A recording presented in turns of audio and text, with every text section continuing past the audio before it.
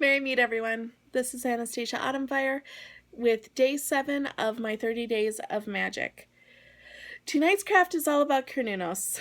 I am uploading a video. It's kind of a longer one.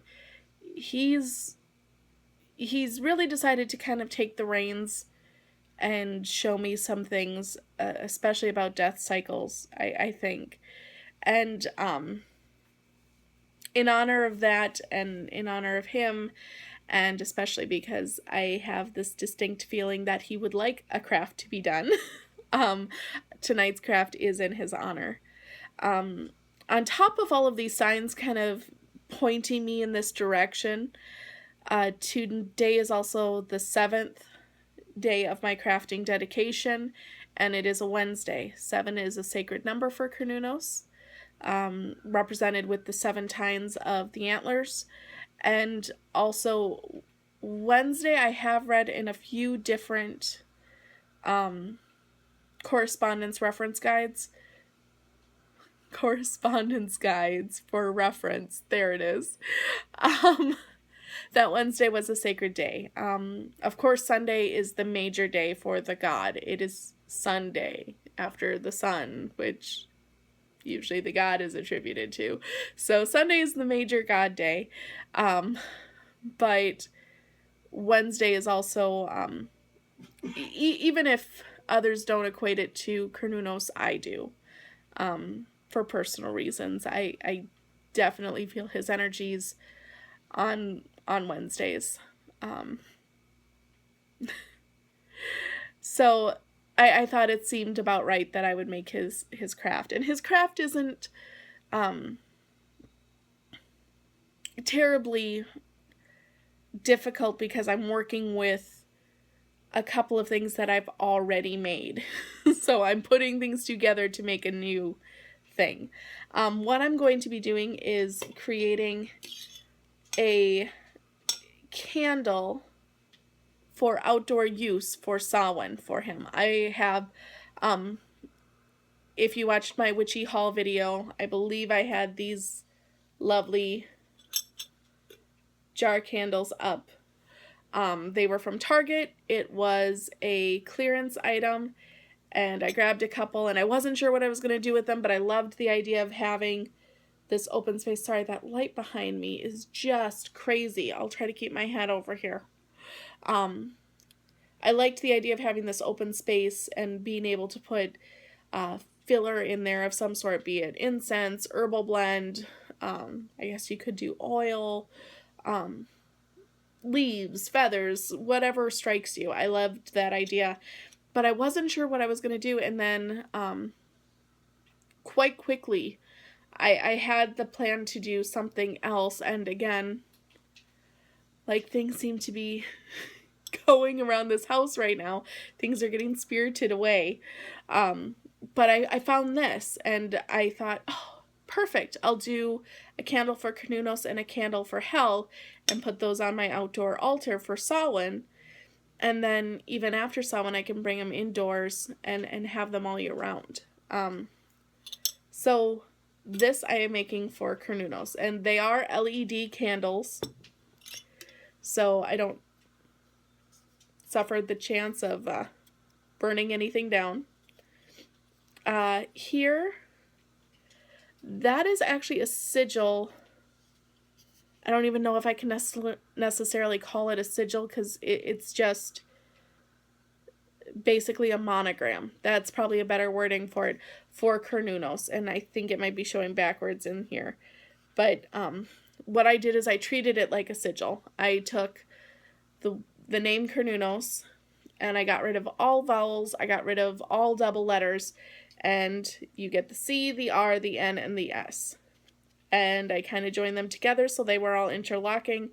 The C has horns on it because he is a horned god. The R I kind of made viney and kind of curly Q. The S I turned into a snake. You can kind of see there's the tongue, and it does have the horns as well, because the snake does have horns when dealing with Cernunnos. And then the N, again, kind of leafy and viney, and yeah, so that is my little monogram for Cernunnos, and both sides have it. And then I also have my horned god symbol, but I do color in half of it to represent the 6 months of the year that are dark and the 6 months of the year that are light. So since he does have his dark aspect as well, I see him very much as 6 months of the year he is a god of light, and 6 months of the year he is a god of dark, for lack of a better phrase. So now to fill this up, and I'm not going to put too much. I think probably up to this line right here at most. Even that might be a little bit much. I'm going to put a Cernunnos salt. I'm calling it my dark Cernunnos salt because it is basically a blend of the ancestor salt that I made a couple of weeks ago, I think, maybe a couple weeks ago, maybe 1 week ago, and some incense that I've made for Cernunnos. This is actually an incense I made for him back in around Beltane. This batch I made after he identified himself as my patron god. So it's got all sorts of amazing things. I love how this stuff smells when it's burnt. We've got oak moss in here. We've got orange peels, cinnamon, amber resin, I believe, chamomile, patchouli, rosemary. I feel like I know there's more. Valerian root. I can see that right off the bat. I think a few other things, but it's just, it's the oddest combination because it's very earthy. Oh, lavender is also in here, I believe. It's very earthy and grounding, but it has that spice, that kick. If I was working with Cernunnos in his light aspect, I'd use this in a heartbeat because it is very much that vitality driven, all about fertility and sensuality and life and just fun, and it has that meditative side to it, but it is just invigorating. Sorry, words are difficult for me tonight. But since this is for honoring him when he is in his dark phase, that is why I'm adding it to my ancestor salt blend. It is a black salt blend for those of you that haven't seen the video. It's a black salt blend, and it has some bellflower, apples, rosemary, elderflower, I think yarrow,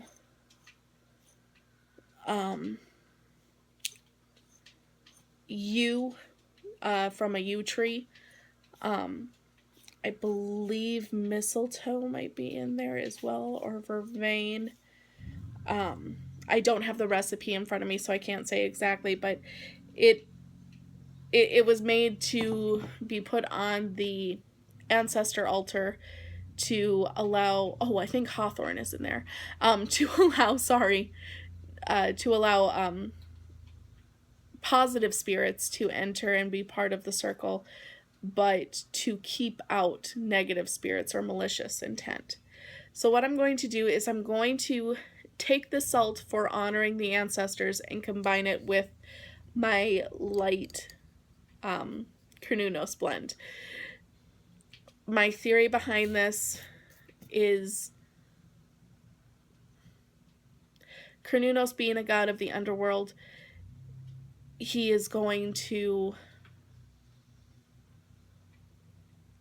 lead the wild hunt and lead souls to the underworld. He's going to bring other ancestors to their final resting, to this life's final resting place. And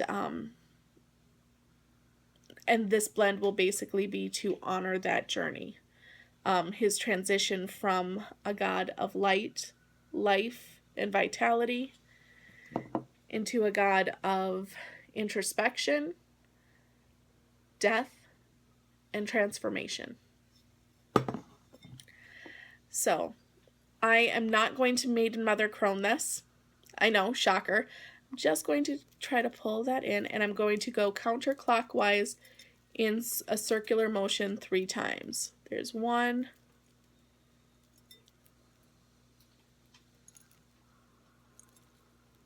2, 3. So yeah, used a decent amount. That's how it looks. And the reason I went in a counterclockwise motion, or winter shins, was this is to send energy out. I want to aid Cernunnos on his transformation, on his transition, I should say, from a god of light to a god of dark. The way I personally view it is his transition from Oak King to Holly King. If you look at the tradition of the Oak King and the Holly King, there's a few different renditions. The one I resonate with the most is where the Oak King and the Holly King are the same god, but they're dual aspects of the same god. And the horn god is oftentimes seen as the Oak King and or Holly King. And Cernunnos is a horned god, and he does have that life and vitality aspect, but he also is a god of the underworld, and he does represent that side of it as well. So it made perfect sense to me that he would be both Oak and Holly King. So this is our blend when it is done. And it actually, I mean, it's seriously, I don't know that the camera can pick it up. It is very much like taking this and taking it down a few tones, like putting it through a filter on your camera or Instagram to make it darker. And it beautifully symbolizes what I was wanting. I'm wanting to show he is very much the same deity. He is the same God, but his perspectives, no. His aspects are just changed temporarily. Instead of looking at the beginning of things, he's now looking at the end of things, but he will come back around to the beginning. So it's the same God, it's the same look, just darker. It's the same God, just slightly different aspect. Slightly different mindset is probably the best way I can describe it. So yeah, super excited about that. And now I am just going to take this, and this part I should really be doing off of camera, because now you'll see any and all mistakes that I make and the messes that I make. Ah, there it is, onto the floor. I think Eric Silvermoon said it once, though, when he was making his working candle for 30 Days of Magic. If it's not messy, it's not as magical. That seems to be how I craft. The messier it can be, the better it is. However, I will say with all this mess I'm creating, I am going to definitely sweep it up, because I don't want to take a chance with using you and mistletoe. Anyone or any animal or what have you eats it, and it's my fault they get sick or die. So here, it just looks like a bunch of dirt. It truly does. It smells very nice, but it seriously just looks like a bunch of dirt. So I am going to spice it up a bit because I love glitter. What I'm going to do is use some black glitter, since we are celebrating his transition.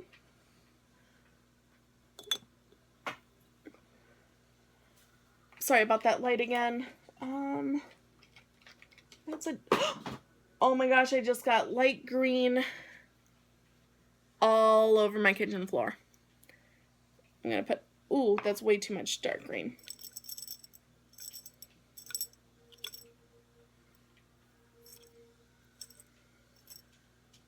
Okay, and then I want some gold. Because no matter what, he is still a Lord of the Sun as well.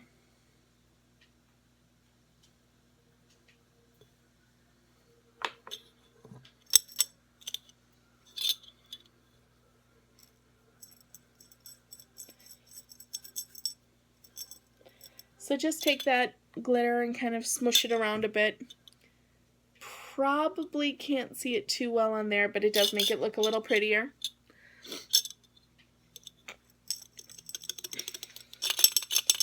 Oh, sorry about that. Now I'm going to use my 3 stones of choice for Samhain. I have, I had carnelian. That piece apparently not supposed to be part of this. We've got carnelian. I am going to use onyx in this, because again, it is to honor the dark side, as I'm wearing a Star Wars shirt. And then amethyst. There's a pretty purple piece. And then I'm also going to put some drops of, this is an oil I made, again, around Beltane. It is my Oak and Holly King oil, and I didn't make a whole lot of it, so I only use 3 drops. Maiden, Mother, Crone. And I put the rest in there.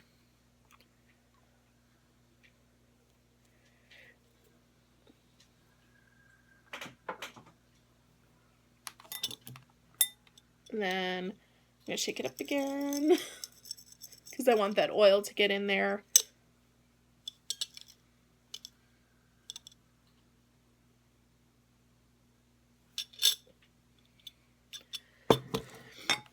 Okay. I think I'm going to do just a couple more things to give it some prettiness or spiciness. Oh, that's not right.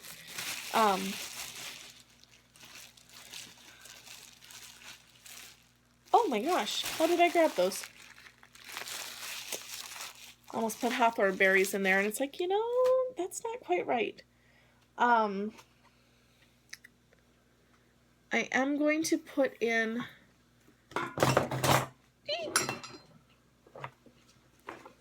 some star anise. And I'm going to put 3 in there.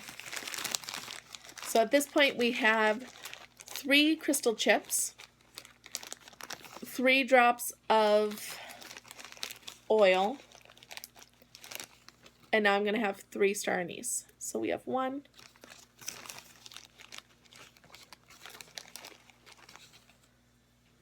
2, 3.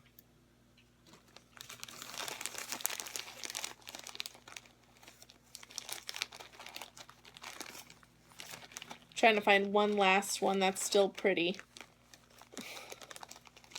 That all pent up. And 3. Star anise I absolutely love. It helps raise the psychic vibration of anything. I believe it's an air correspondence. What else? I believe it helps with prosperity, abundance and luck. I could be wrong on that. But I usually, when I look at it, it's for that psychic vibration, for heightening that power. And also I believe it is an herb or a spice, I should say, associated with Cernunnos. So that's good as well. Oh, buddy. Okay. Nope, I can't. The star anise is falling. I wanted it to be more visible. There we go. Sorry about that. I wanted it to be more visible with the candle in it. So now there it is. So I'm going to put the top on. And going to seal it with my Cernunnos monogram.